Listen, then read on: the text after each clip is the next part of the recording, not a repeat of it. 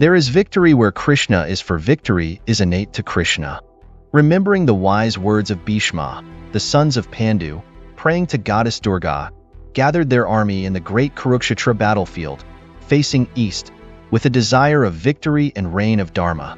Under the leadership of the mighty, invincible and heroic Pitamaha Bhishma, the Kaurava warriors, marching like tidal waves with delighted hearts, stationed in their respective positions, forming the mighty Garuda Vyuha. Under the leadership of their generalissimo Drishtadyumna, Arjuna and Bhima, the Pandava warriors, beholding the Kaurava warriors, formed the extremely dynamic Vajravyuha as deliberated by Arjuna, and both the armies eagerly waited for the hour of sunrise. Beholding the golden chariots shining bright, the elephants decked in golden armor appearing like mountain made out of gold, the armies arrayed with desire for victory, and the heroic Pitamaha standing magnificently among the brothers of Duryodhana and friends and kin, Arjuna said in a soft voice, "Krishna, kindly move to the front and place the chariot in between both the armies." Understanding the thoughts running inside Arjuna, Krishna placed the chariot in between the two armies. Witnessing the friends and family gathered against each other without holding their love and respect for others, Arjuna said, "Krishna, my heart is trembling seeing the warriors gathered here to battle just for the sake of Kuru family. The lives of these people mean a lot more than the wealth of Kuru family and the throne. My brothers and I will not be at peace after slaying our own brothers and being responsible for the death of the sons of Uncle Dhritarashtra and Madha Gandhari. The sin will be ours for slaying our own trusted and beloved friends and kin. I will not be able to hold my Gandiva against Pitamaha and Dronacharya. This war will not yield happiness in any souls. I do not desire for wealth or victory or worldly pleasures or even fame. Let the Kauravas enjoy the throne and wealth. We will live a peaceful life in forests. Kindly turn the chariot to brother, and I will explain him the situation." Dropping his Gandiva, Arjuna sat on his chariot with broken heart and teary eyes. Smiling at Arjuna with all his kindness, Krishna, placing his hand on Arjuna's shoulders, said, "Arjuna, unable to battle against your friends and family is not a weakness, but, when the result is for the welfare of the whole world, shake off the differences and stand for what is good for the people." Speaking thus and motivating Arjuna, Krishna recited the Gita and enlightened the soul of Arjuna with truth and energy. Surrendering to Krishna, Arjuna, taking his Gandiva, set his mind on the battle. While both the armies waited for the sunrise, King Yudhishthira, beholding the time for sunrise nearing, casting his weapon aside, proceeds towards the Kaurava army on foot, with joined hands.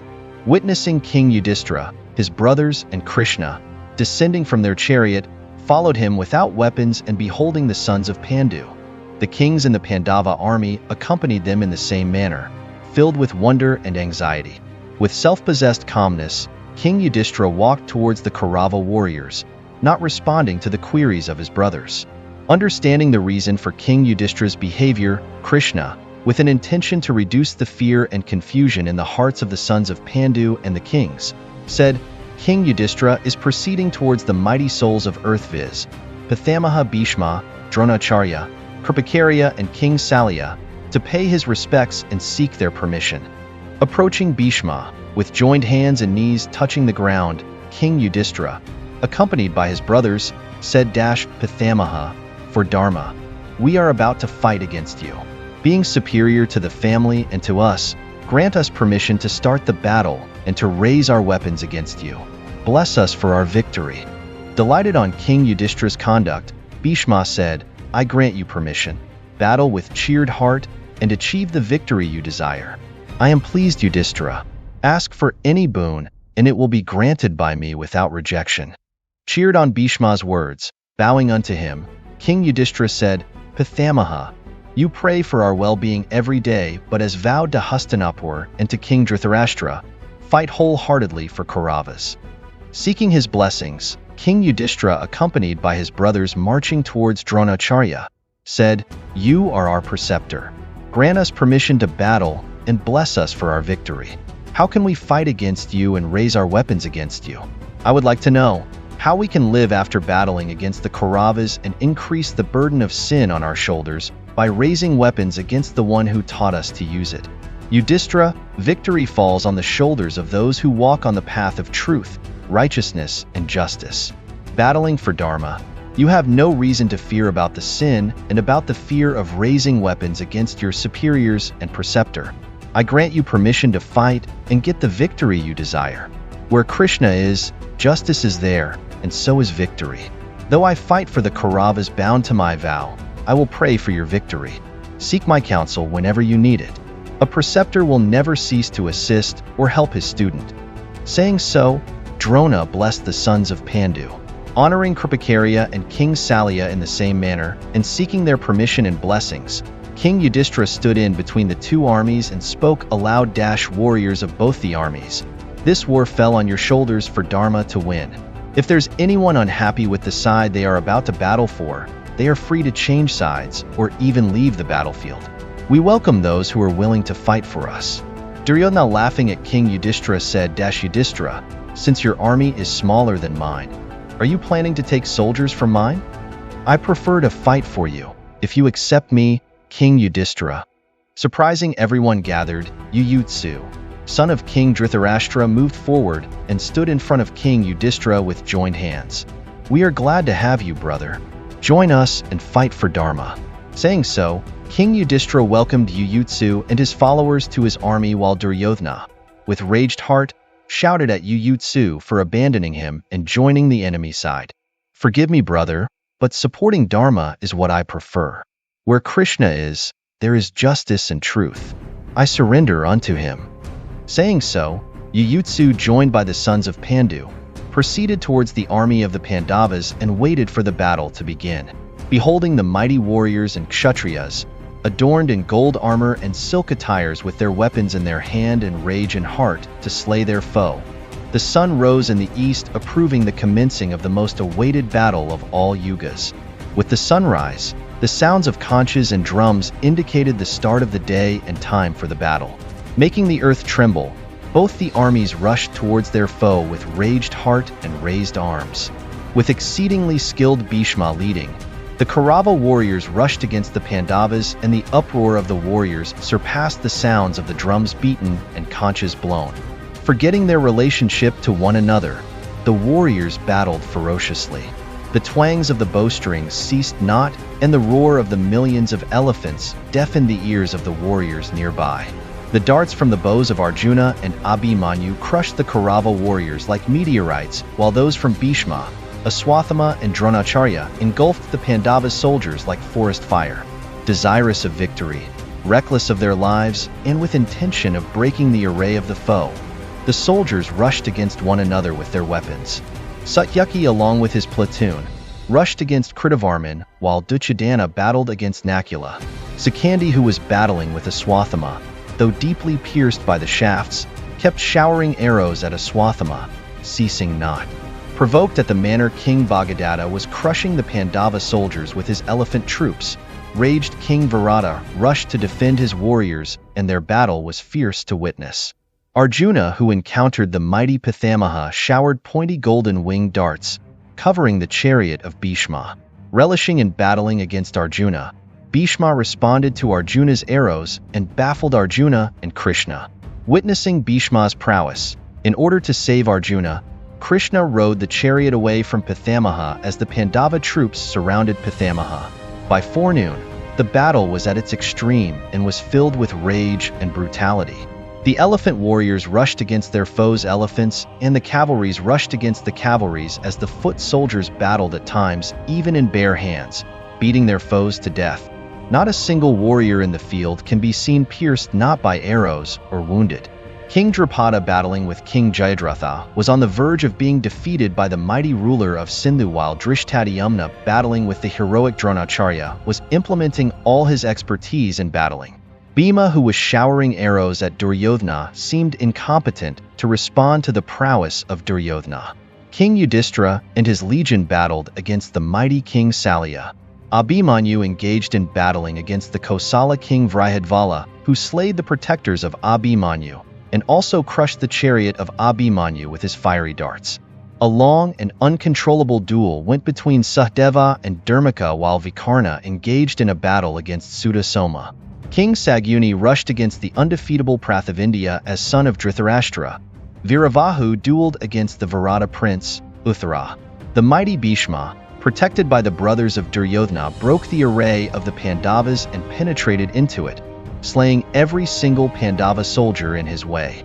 Beholding the prowess of Bhishma, terrified not, the young and heroic Abhimanyu rushed to seize Bhishma, showering his darts at Pithamaya and his defenders.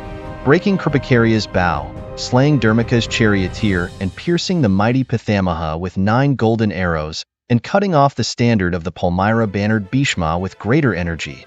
Abhimanyu singly and daringly seized Bhishma and his legion. Witnessing Abhimanyu's proficiency and braveness, delighted Pithamaya said, "Wonderful Abhimanyu! Excellent! You surpass me and your father in your skill and valor. You are a delight to witness." Bowing to the mighty Pithamaya and accepting his blessings, placing his chariot in front of Bhishma, Abhimanyu said, "Pithamaya, grant me permission to raise my weapon against you. Bless me, for I fight against the mighty heroes for Dharma.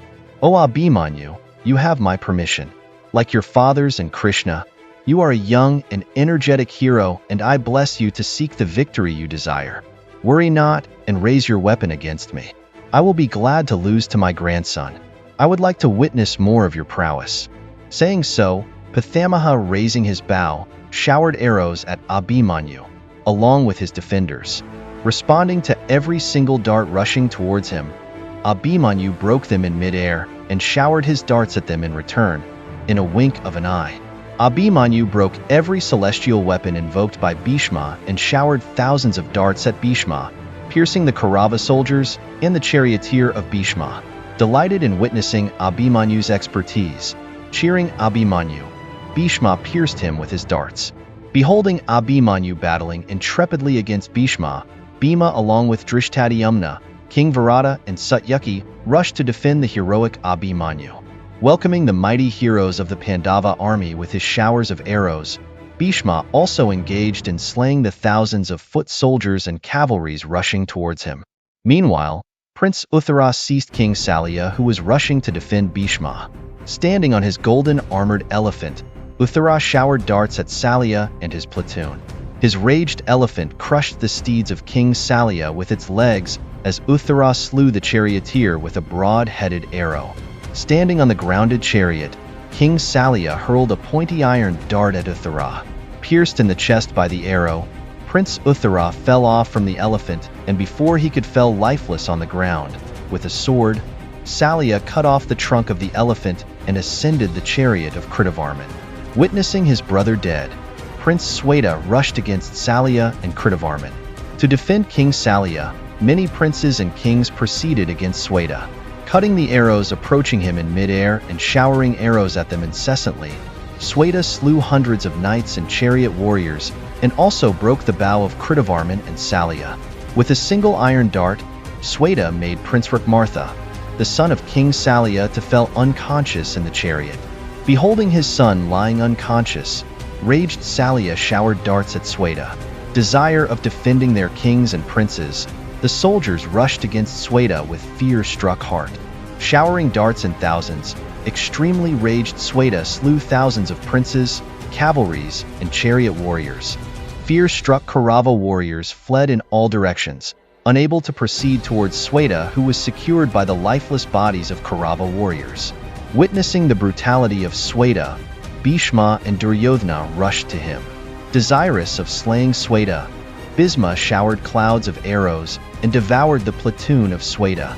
Defending his soldiers, Sweta engaged in responding to the darts of Bhishma, and with his golden dart, he broke the bow of Bhishma and pierced him. Raged, Bhishma, taking up another bow, slew the steeds and the charioteer of Prince Sweta, broke the bow and crushed the chariot. Jumping from his chariot, with mace in his hand, Sweta rushed against Bhishma. Well versed in the rules of battle, the mighty Pithamaya, taking up his mace, descended from his chariot and engaged in a duel with Sweta. Raged Sweta, whirling his mace, crushed the chariot of Pithamaya and slew the steeds. Bhishma crushed the mace of Sweta and fumed Sweta, taking up his bow, aimed his darts to slay Bhishma. Ascending another chariot, Pithamaya, with bow in his hand, hurled a golden-winged dart at Sweta, piercing the armor and passing through his chest. The dart, passing through the body of Sweta, made him fell lifeless on the ground. The Kaurava warriors cheered with the death of Prince Sweta, while the Pandava soldiers were filled with grief. Witnessing his brother's death, Prince Sanka rushed against Bhishma. Arjuna, beholding Sanka and with an intention to defend the prince, placed himself in between Bhishma and Sanka and engaged in a battle with Pithamaya. Covering Bhishma's chariot with arrows, Arjuna and Sanka engaged in slaying the Kaurava warriors. Beholding King Drupada battling against Duryodhana, abandoning Arjuna, Bhishma rushed against King Drupada, remembering his vow to defend Duryodhana. While Bhishma with his blazing shafts was shattering the Pandava soldiers, the sun set in the west, saving the Pandavas from the fear of defeat on the first day of war. Hearing the sound of the conches and drums, the Kaurava soldiers retired to their tents, shouting aloud and celebrating their victory of the day's battle, while the Pandava soldiers retreated silently with a fear-struck and cheerless heart. Both the armies retired from the battlefield, wounded and exhausted. Not a single soldier could be seen unhurt. The receding soldiers were filled with blood, either pierced or losing their body parts. The ground, filled with the bodies of the lifeless soldiers and animals, was lighted using lanterns, and the physicians rushed to treat the wounded soldiers. Vultures, wolves, and hyenas hurried to the battlefield to feed upon the dead soldiers. Bullock carts engaged in collecting the darts that covered the sand of the field, and chariots and carts engaged in collecting the lifeless bodies of the warriors, making sure the battlefield is ready for the next day's battle.